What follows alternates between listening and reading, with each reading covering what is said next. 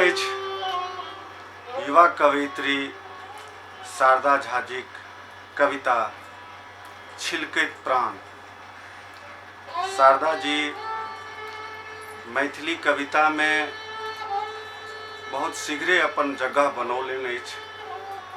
हुनक कविता में जे अनुरक्ति भाव अछि, हुनक कविता में जे समर्पणक भाव अछि, से हमरा चकित विस्मित करैत अछि। आ अहूँ सबके निराशा हाथ नहीं लागत, नीक लागत। छिलकैत प्राण। कने कने के नितः खर्च होइत छी, कने कने के नितः खर्च होइत छी। तरहत्थी भीजल रहैत अछि, मुदा रहैत अछि खाली।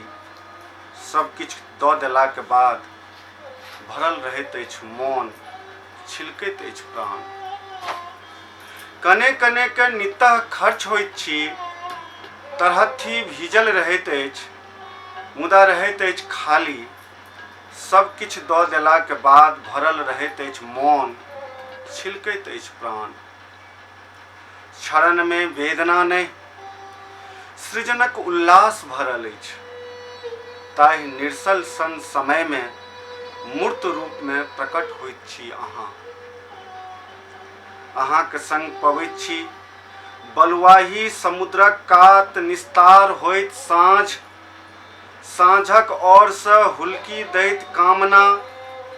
अहाँक संग बीत जयबाक बेर फेर से रहि जायत औन्हल सीप जकाँ, खाली प्रत्येक लहरीक संग गबैत। मुदा असगर भेल हम, मुदा असगर भेल हम, अहाँ बिन एकाकी नहीं भेल छी।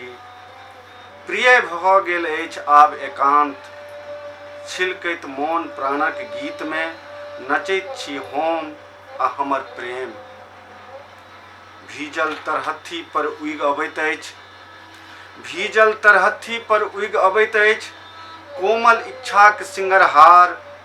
जकर झरैत फूल संगे तेसर पहरक रातुक समदाउन गबैत। कने कने के खर्च होइत छी हम, कने कने के खर्च होइत छी हम।